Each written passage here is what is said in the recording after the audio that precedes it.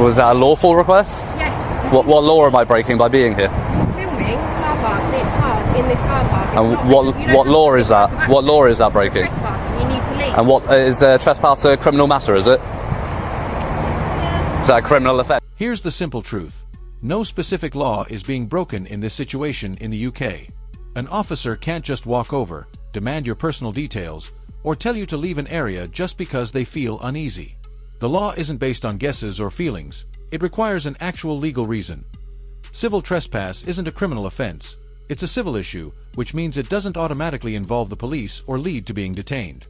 It only becomes a police matter if it develops into something more serious, like aggravated trespass, and nothing happening here comes close to that. In this case, the officer isn't able to point to any real legal power to support what she's insisting on, yet she continues to push her position. Moments like this often make people doubt themselves because of someone's confidence, not because they're right. Understanding your rights helps you stay steady, calm, and clear-headed. You shouldn't feel pressured or confused into believing the law says something it doesn't.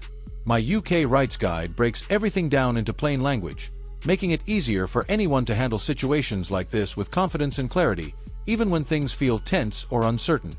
See, it's funny because when you think I'm doing something illegal, you come and accost me, but you were too busy to deal with these sorts of things 2 minutes ago when I reported an officer committing offences. I can't deal. If an officer has committed an offence, I can't deal with that. It's not on my level. It needs to go to a sergeant or higher up or our PSC. Well, so why don't you take the details, report it to a sergeant, but you're quite happy to come and accost me, but you can't deal with matters? In the reception.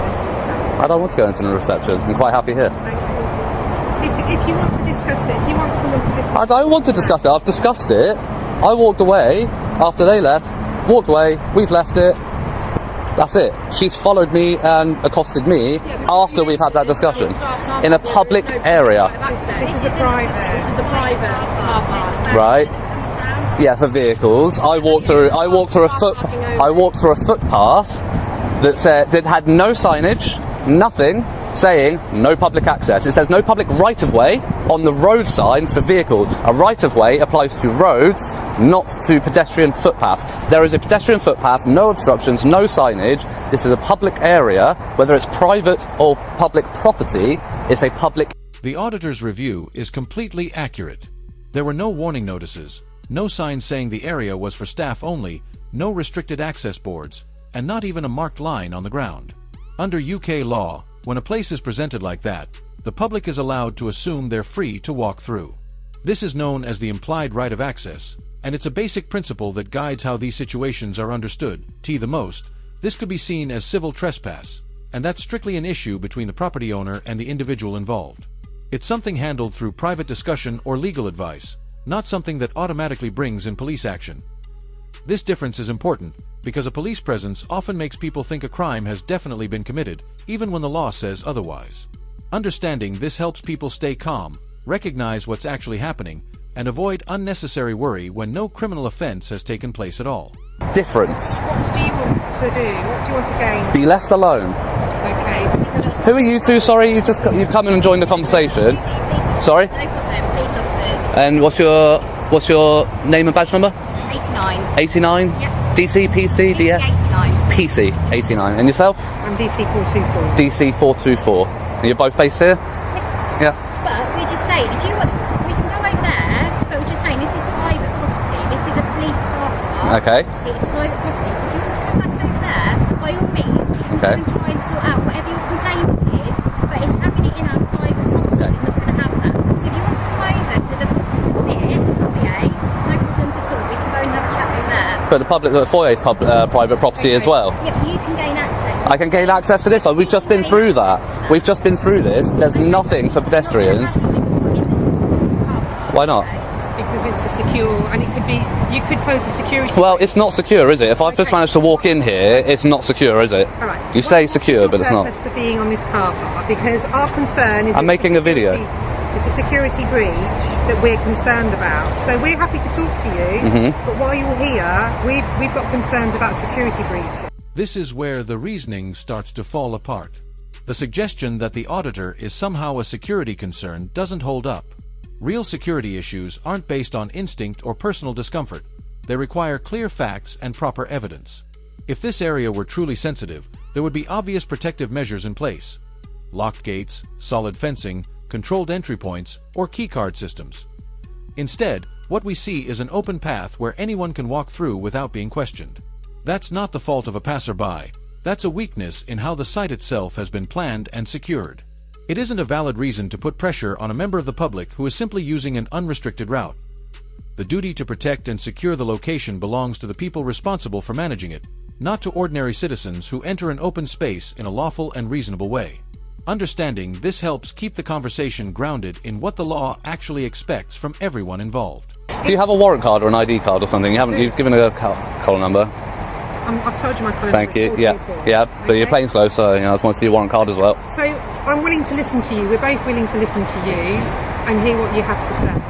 But No, because you're just going to fob me off with the same stuff that the two PCs have. Private car park. Okay, so I'll give you a quick synopsis. Over here, please, because we're not. If a police, so you're a DC, so you're a ranking officer. No, we're all the same rank. You just said DC. Yeah. This is all That's detective constable. Yeah. Is that not a higher rank than a police No, constable? Is it not?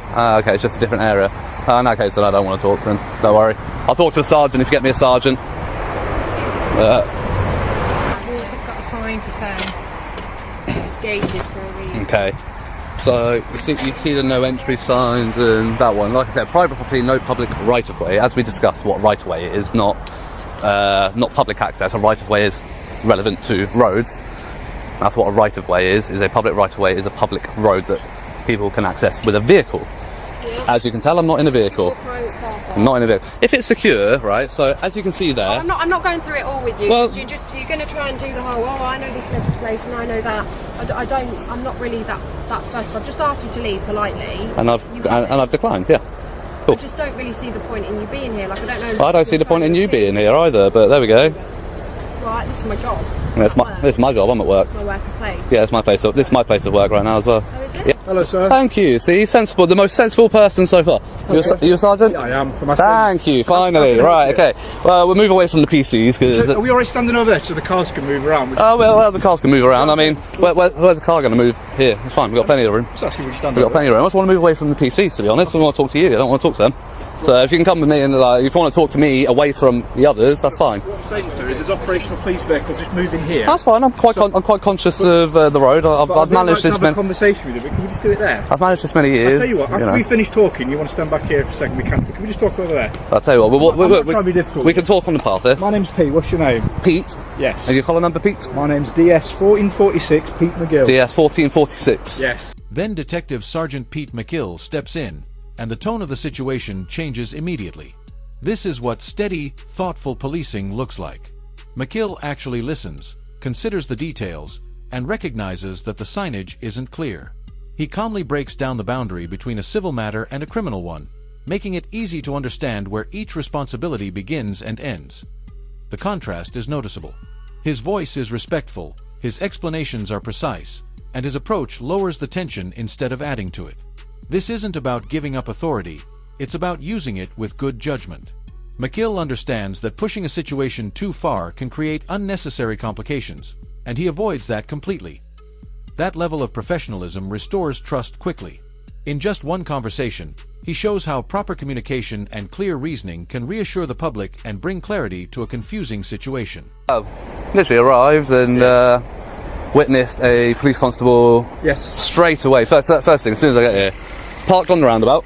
Right. On the double yellows. Yeah. Engine on, idling, on his mobile phone. Right. So I go and approach. Yeah.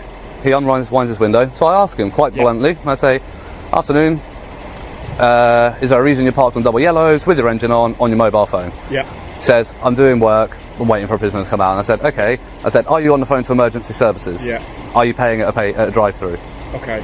No, he just rolls his window up. Right, okay, so you're saying you've seen an officer there, they've been sat there, Yep. idling it, right? Yeah, so idling's an offence. Yeah. Idling your vehicle. Being on your phone with the engine on, unless you're on the phone to 999, Yeah. or paying at a drive-through. Those are the exceptions to the new legislation. Yeah. Both offences. Take a look at McGill's style.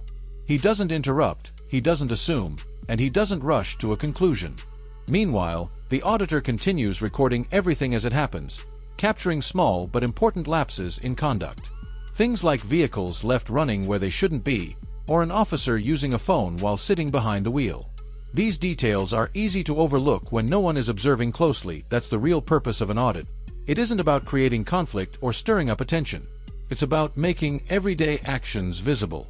Even the smallest mistakes matter, especially when the people involved are expected to follow and demonstrate the same rules they uphold for others.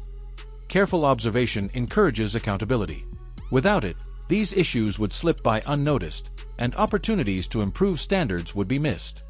Auditing brings those hidden details into the open, where they can be addressed fairly and constructively. Did you introduce yourself? I didn't know, and I'm not. No. What name would you like me to refer to you as? You don't have to give your name at all, but You can call me Sir or Power. You can call me Power. Yeah. Power? Yeah. Let's go with Power. Yeah. I'll go with Sir, because Power just that's I didn't think you'd like it. That's why I said it. That's why I gave it as an option. I didn't think you would. Mr. Power, does that sound right to you? Mr. Power. That'd Go be with Mr. Nah, Power. no, my ego's not that big. Don't worry. Well, you've got yourself Power, you can have a little one. Right, okay. Basically, mate, you are absolutely entitled to film any vehicles you want around here. Yep. Not a problem. You have, if officers want to speak to officers, that's not an issue. Yep. The other thing I'd say is this area Yep. of the car is a private car park. It is. Work. Yep. So if you wanted to literally step on that pavement there and film my officers, film the cars, Yeah. there's not an issue Okay. whatsoever. So Completely yeah, that's fine. I respect your appreciate right that. to do I appreciate not a that. problem. So the discussion I was trying to have with them, or Yes. trying to tell them, right? So they're saying it's secure, it's restricted. You got the gates and all that. I said, and that sign up there says private property, no public right of way. A right of way is a public road, Yes. right? It's not a public pavement. A right of way is a. This is a private. Yes, okay, premises. but I'm getting to that bit. Okay, bear with me. So yes, it's private, but in a private premises, you can Yep. still have a public area. A public area does not define whether it's public property This or isn't not. a public area. Okay, so. But you're as wanting to check. no. So as I've walked up towards the reception area, and then I've literally walked through here. Yeah. No signage for pedestrians saying private property, no public access. You know what? That would be the Completely key. agree with you. Yeah. All right. So yes, it is private property. Until I was asked to leave, Yeah. it's publicly accessible. It's still public area. It's still a public area. It's still publicly accessible. The only thing is, you have the right to repeal to repeal that implied right of access. Yes. And you know what? Don't disagree with anything you've just said there, Mr. Yeah. Power. Not a problem. There I we go. agree the signage should be better here. Yeah. But equally, you're here to do an audit. I'm guessing that's your role. Well done. To do that, yes. It's not my first time on the road yet. McKill doesn't try to dominate the moment or create an argument.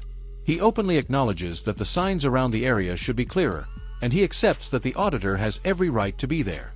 The way he handles the situation, listening first, thinking it through, and responding calmly, shows a level of judgment that prevents things from heating up unnecessarily. It might seem subtle, but it makes a real difference. A single respectful and well-managed interaction like this can repair a lot of the doubt or frustration caused by earlier mistakes. It shows the public what professional policing actually looks like in practice. Encounters handled with this kind of care remind everyone that good communication matters. Officers who observe McKill's approach could learn a lot from it, because it strengthens trust and keeps situations steady instead of letting them spiral. Know what you can and can't do. Yep. I've got not an absolute issue. Anything you've described so far, Yep. I don't have a problem with. In terms of the officer, and if you've had an issue, if you filmed something, if you do want to make a complaint about that, I don't want to go through online. I was told a sergeant could deal with it. I've got his collar number, I've got his name. I want to report that to you now. If you want to take down his details, then you can deal with it. Right, we can have a chat about whatever's happened there. But in terms of, you've raised a few things, haven't you? So right now, that implied consent of a sign is removed. So are we okay just standing over here now that that's been removed so we can talk? No, I'm still going to stay here. Okay, but what? But I'm trying to be courteous to you. I know, and I appreciate that, and that's why I'm not being so. as belligerent with you. But I am going to stand firm on where I stand, on where I am standing, literally. But I don't understand why, if we've just covered that it's private premises and that implied right has been removed. Yeah. Because I agree, it isn't enough signage. Yeah. So Because can you help me understand that rationale? Because at the end of the day, they were. Not a gentleman, I've not met him yet, Yeah. but the ladies were so belligerent about it, and the fact that I absolutely couldn't be here and absolutely was doing something wrong, especially the blonde officer. So I tried to raise the incident with the guy parked in his marked vehicle and doing all of that. Tried to raise it with her, was not interested, not her business, because she's a response officer. Yeah. But then as soon as I come on here, she's got time to deal with that, but she can't deal with that. So you see what I mean? That seems like a favourability towards another police officer, the thick blue wall as we call it, standing behind the thin blue line, and not holding up her. No, I'm not saying you are, but she's not holding up her oath. Neither was the other gentleman I spoke to. But she's got plenty of time to come and deal with this, apparently, but she doesn't have time to deal with that. What I can say is, if anyone has in any way talked to you and you felt it wasn't being courteous, I can only apologise for that, because ideally we don't want to have that kind of discourse. It's not even about the courtesy. You're a switched on bloke. Yeah. You know exactly what you do with these audits. You understand that they're going to provoke a reaction in terms of a security response. That's going to happen, isn't it? Not always. I've been to plenty of places, plenty of police stations, headquarters, where they just leave me to it. Okay, but I'd imagine they would have spoke to you at some. They would have said hello. They didn't say anything to you. Okay, well that might be because they didn't notice. Generally speaking, they see me. They might give a wave, but in a police station car park going around different cars, we'd usually stop to say, just as I've done with you, I'm not demanding your details. You don't have to give me them, as you bloody well know. Not trying to make your life in any way difficult. And in fact, I want to help enable you to do your audit and what you want to do. But as you've just explained, once that right has been revoked for the private premises, it's been revoked. Right. So the fact that you have been treated poorly, or you feel like someone's been rude to you, that doesn't change the fact that no, it's it been doesn't. revoked, does it? And you It doesn't. appreciate It that. doesn't. But once it's been revoked, Yes. it becomes an issue of civil trespass, doesn't it? And you knew I was coming with it. You knew I was coming with We it. don't need to go down this. I'm trying to talk from a practical point of view. I know you're It's talking it's an practically. operational I know police you're car talking park, and we're practically. stood in a disabled bay. I like to talk lawfully. Yes. Okay, so lawfully, I'm not committing any offences. You know, I know you haven't. I have, and you've requested that I leave, Yeah. and I'm going to politely decline. I'm not going to be rude about it, because you may see it as rude that I'm declining in the first place, but I'm not going to be overly belligerent about it. I'm just going to say, Here's one of those rare but genuinely valuable moments. The auditor stands firm, knowing their legal rights, and the sergeant responds with the same level of respect. There are no attempts at intimidation, no unclear warnings, and no exaggerated claims of authority. Just straightforward, constructive conversation. It's a great example of how accountability works best when both sides understand the rules and communicate honestly within those limits. When everyone stays grounded in facts, the interaction becomes calm, productive, and easy for the public to follow. Without community audits, moments like this, where the law, courtesy, and professionalism come together, wouldn't be visible to anyone outside the situation. Recording them helps show what good practice looks like, and why balanced, respectful exchanges matter so much. civil matter. And as long as you understand that if you are to stay here in this moment and you are to stand in front of a car that's trying to leave and conduct police work, that could obviously be obstructing the officers. Oh, sure, I would never do that. You fully No. understand Yeah, that. yeah. I've made it this many years, being fully aware of roads and emergency I do not vehicles. doubt it. You know, I've never been hit by a car yet, so. So how are we rating so far? How are we doing? We had a rough start by the sounds of it on your audit. Has it improved as we're going along? I'd say the. Sorry, 2 seconds. Yeah, you've been better. Yeah, I must admit. Yeah, so. Well, it's a learning experience for me. We don't have this every day. No, it's good to see a sergeant leading by example. Yeah. Hopefully, the PCs and DCs do pick up on your Let's example. not get I know you want a bit of a reaction. No, I'm not giving a reaction. I'm genuinely stating that Yeah. I really hope that they pick up on how you've led by example here, and they take some lessons on how you've dealt with this and how you've been so professional, calm about it. You're going to make me blush. You keep and complimenting me like this. no, because you have, and you asked my name, but you didn't push it, so that's fine. But other than That's that, just for politeness. I'm not demanding No, details. no, I'm just, exactly. How would you like me to refer to you? yeah, and that's absolutely fine. What happened today highlighted something simple but incredibly important. Calm, steady, and thoughtful policing truly makes a difference. It also showed why audits shouldn't be viewed as annoyances. They act as safeguards that support both the public and the officers on duty. Small oversights, like unclear signs or a brief lapse in attention, can turn into bigger issues when no one is paying attention. Why Know Your Rights Guide isn't designed only for auditors, and it's not just for tense encounters. It's for anyone who wants clear information instead of confusion, and real facts instead of assumptions. Understanding the rules helps people move through these situations without stress or uncertainty. Knowledge and respect don't compete with each other, they work together. When you stay informed and apply that understanding sensibly, you can handle moments like these with confidence and ease, no matter who you're dealing with or what the situation looks like.